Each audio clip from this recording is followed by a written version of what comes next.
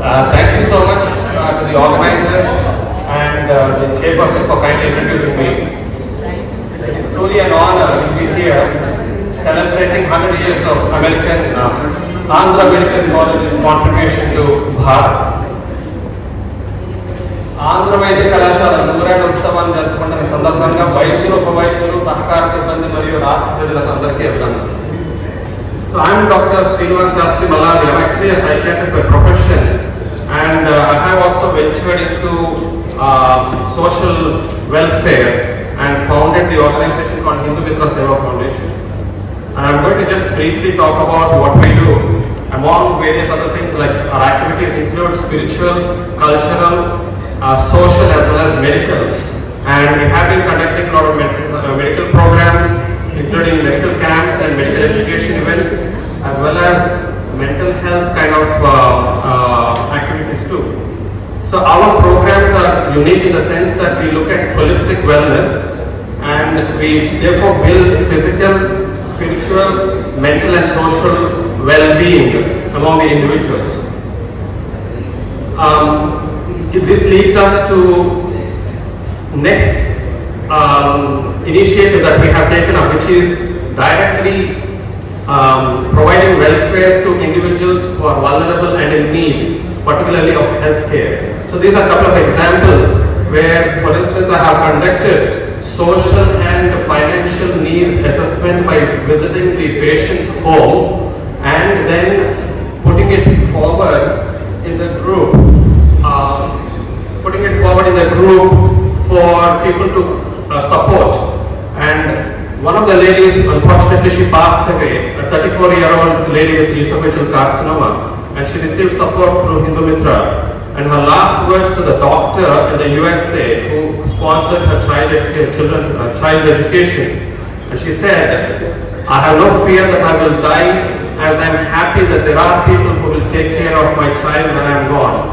And so this has been the very basis for formation of Hindu Mitra Seva Foundation, to support and empower individuals and families in need. And these are a couple of photos of our health education in particularly village school settings. Now I'm going to kind of talk about the topics, the various things which I'm going to cover in the talk today. I'm going to talk about transplanted healthcare model of India, and I'll compare it with what I call as organically evolved model of the West. Entitlement versus empowerment, need for practical social responsibility in medical education, language of prescription versus language of native people, neglect of public health care, disproportionate tertiary and private health care, role of experts in medical leadership, and out-of-pocket expenditure. And finally, I would make a case that primary health care is everyone's responsibility. So as I said, the subject for today's talk is actually developing a healthcare model that represents India. Of course, I'm a psychiatrist, but I've been advised to keep the topic generic for everyone so that we all represent different specialties. So it's not particularly about psychiatry, this is more about primary healthcare and particularly healthcare model that would suit India. I will want to cover aspects of medical education too as part of the discussion. See, my interest lies in nation building, and I'll be very clear here. The way, the angle I will be using is nation building, and I will have a benchmark of global standards. Not that I am actually able to kind of make a complete case for it, and I'll be very happy to invite others as well for their comments. However, I do disprove the disproportion between preventative and curative services currently prevalent in our nation. I'm proud to say that since independence, we as a nation have identified our unique solutions to our unique complex social issues. But have we made innovations in resolving our unique healthcare challenges is my question. Particularly, ours is a country which is still developing, aspiring to be developed, and it's an ancient civilizational nation. See, I'm an insider as much as an outsider. How am I an insider? I'm an insider because I'm actually abroad, I've studied in Andhra Medical College, and I have recently returned back to India to set up a rural healthcare initiative, and also started practicing in private psychiatric setting. But I'm also equally an outsider because I've been working in UK and Singapore for a very long time, almost 2 decades. My time with medical education has been an open book with so many unaddressed practical questions that remain unresolved. The focus of our education system being heavily biased towards academic cramming hasn't helped the process either for me. But thankfully, ours is unique. Our medical education is unique in that we have a clinical setting and it's a nice escape for us from the academic rigor. But however, I do feel that maybe the crop of the new scientific studies in private medical colleges perhaps don't have the same rigor of the patient numbers in terms of clinical experience. These are my views and some of them may be critical. Please allow me to make an argument here if I may. What is also conspicuous is the absence of emphasis on medical ethics, primary and preventative health care. I'm talking about medical education, communication and leadership skills, objective and transparent examination system, fearless learning atmosphere, and an atmosphere of primary research. I think we are possibly doing fine in secondary research, but primary research is where we must be putting a lot of effort and money in.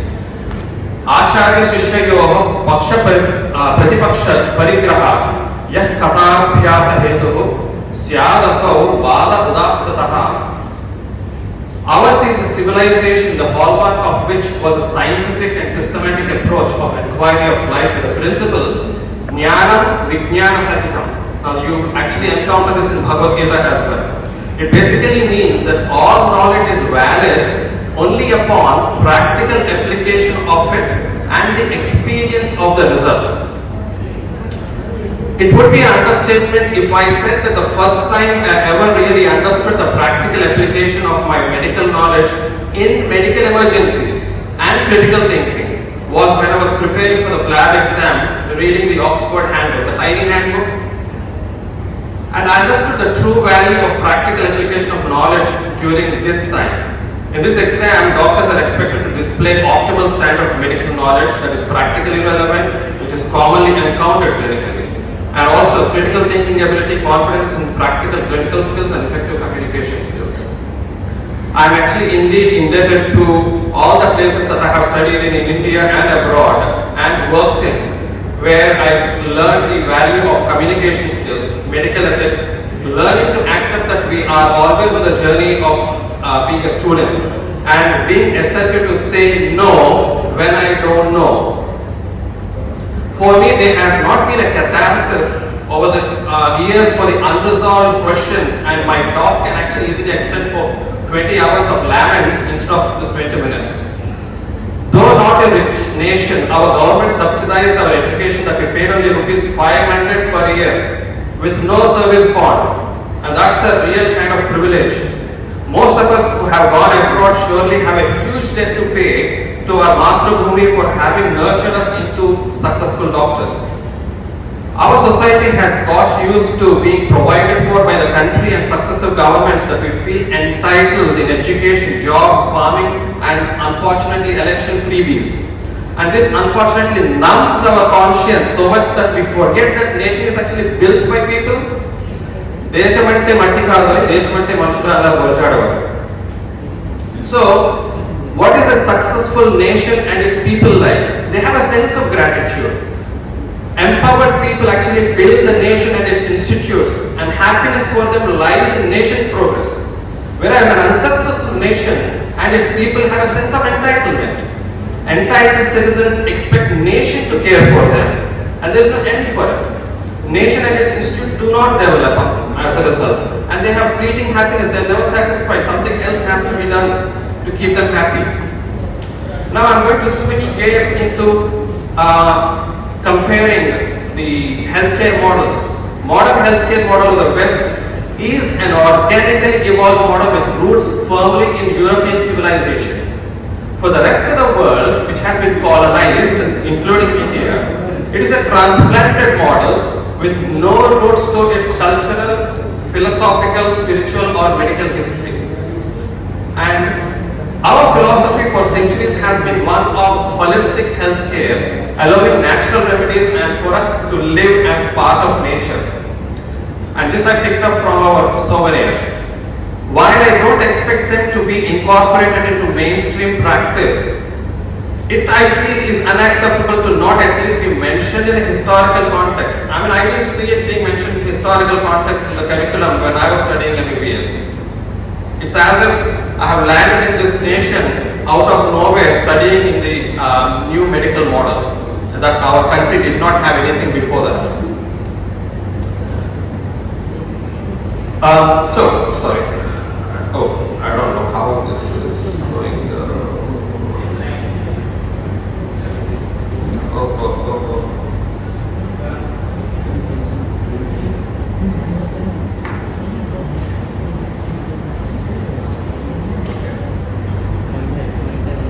So, the Western model, which as I said is organic, surprisingly has cultural and spiritual roots.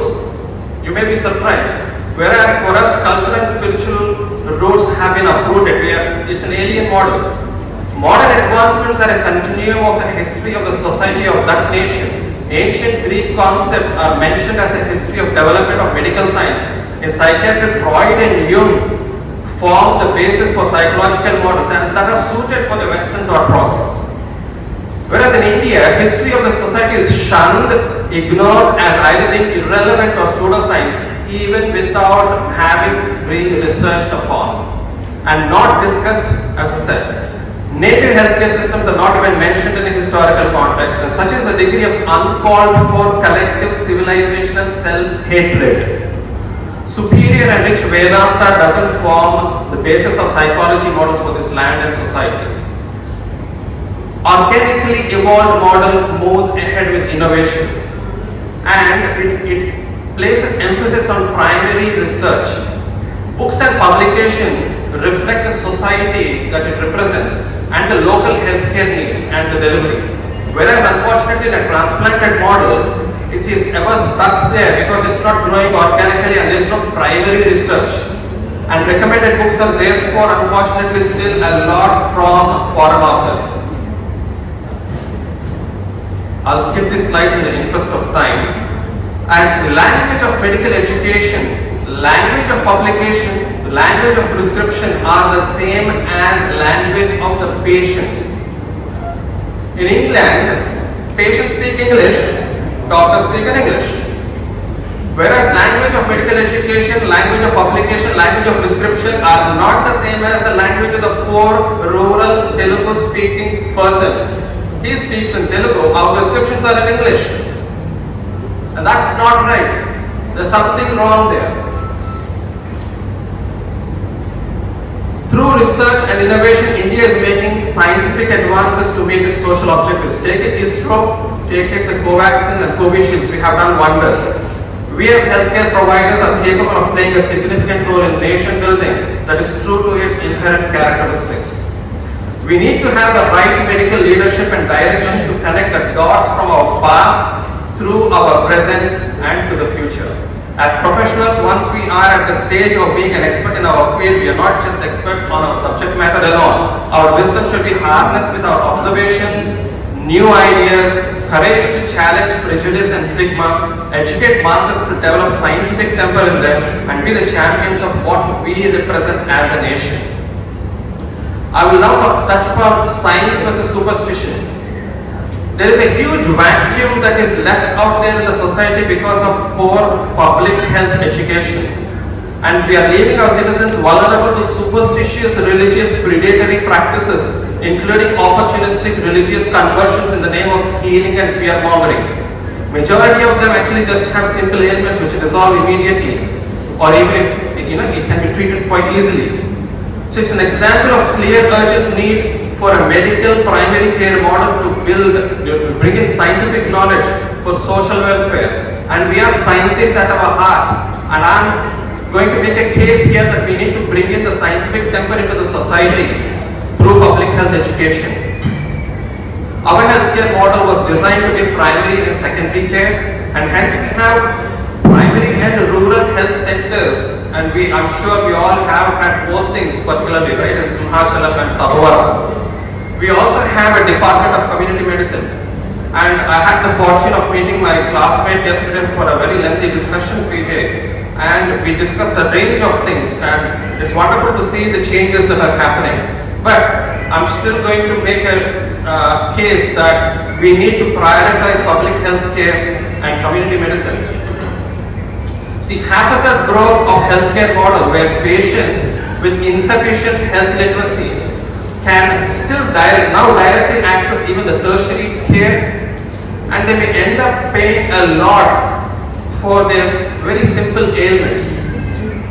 A mature healthcare system is one where the model evolves according to the needs of the common man and national aspirations, so that an economically lean healthcare delivery model, along with affordable, accessible, fair, ethical healthcare is received by the users. You would be surprised, but it may not be surprised, majority of doctors are in private care, which basically therefore means government care is not adequately present, taking care of the majority of the population in the society. And therefore, current healthcare model is lopsided and is weighed heavily towards secondary and tertiary care. In modern times, it is great to see the advances in healthcare. Even the deadliest illnesses such as cancers can be treated successfully, and we are living longer than ever before.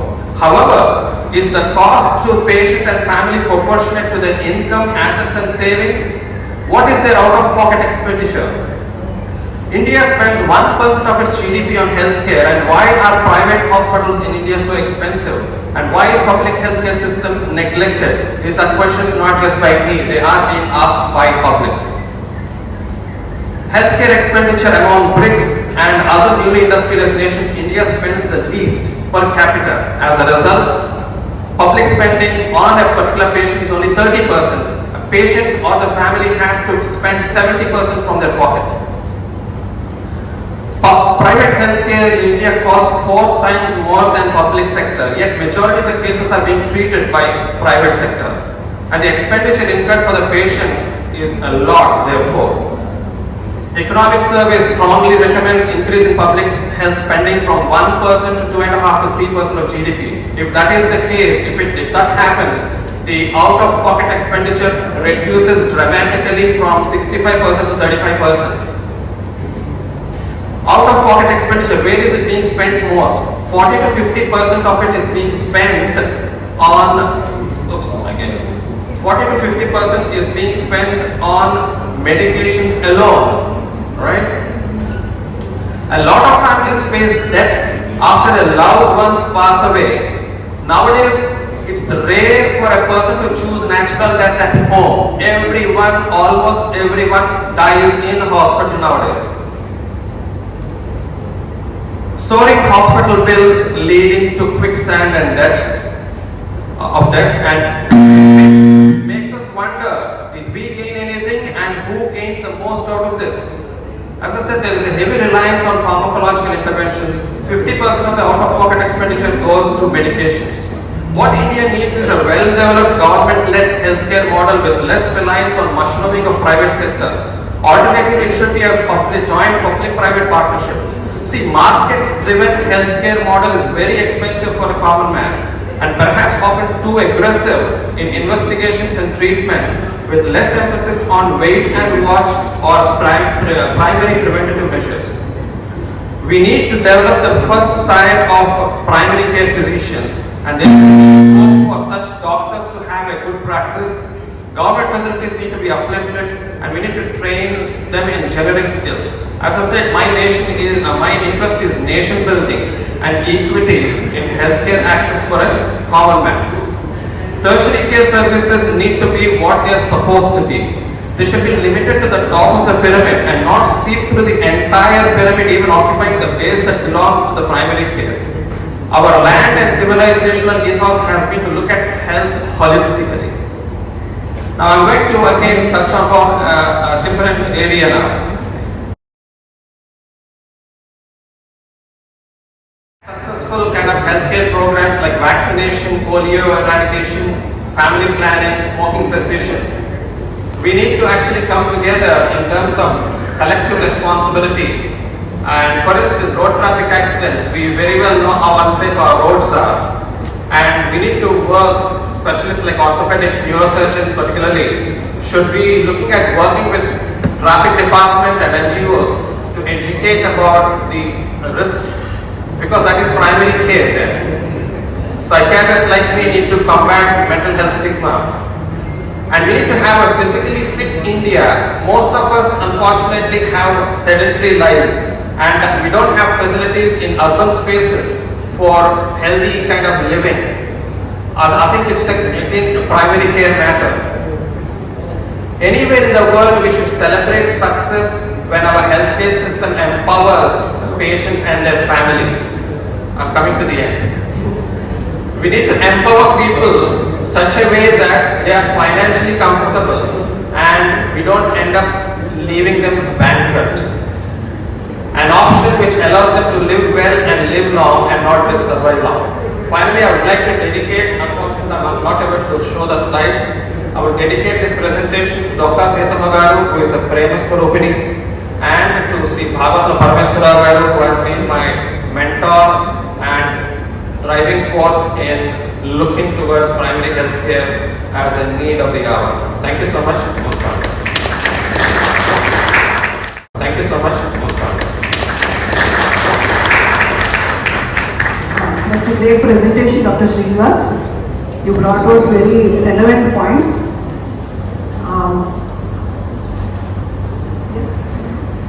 Every time patient comes back with the prescription how to take the medicine, because she definitely they can't read the English which we have written. And also mental health in India did not start, psychiatry did not start with Sigmund Freud. In Patanjali Yoga Sutras, the description of mind is given in a far better way than any Western books. So this I keep teaching my postgraduates all the time. And the primary care physician is how much important in Sumati Shatakam, that one padya, it says Appichivadu Vaidyudu, Edatagaka Palu Eru Vijudu, Choppadinattu Yuru Hundu, Choppadinattu Yura Charakumu Sumati. So a doctor is a must for any village in ancient India. And even in Mahabharata, in the Sandhya and Vidura and Dhritarashtra conversation, the mention of mental health is made. If someone is suffering from mental illness, they are supposed to take treatment. So that stigma and all, it was not there. Unfortunately now, it is our education itself is imposed. What he said, Acharya Sishya Paksha Pratipaksha, that questioning attitude, it is lacking. Right from LKG onwards, it is imposed education. Continuously it is imposed spoon feeding. So it has to change from the grassroots. Thank you, Chairpersons. It's been a really wonderful session. And to do the honors, I request the Chairperson to present a memento to the speaker, Dr. We would thank the organizers for giving us this opportunity. And mental health topic and the first topic, special thanks. Well, it's been really nice hearing to Dr. Sastry talk about the transplant model. And he talked about the mature model which India needs to evolve and develop. So we take back very good messages as far as the rural healthcare is concerned. Thank you very much. We move on to the next topic. And see, the magnitude of cardiovascular diseases in any country is quite high. But what the World Health Federation roadmap for digital adoption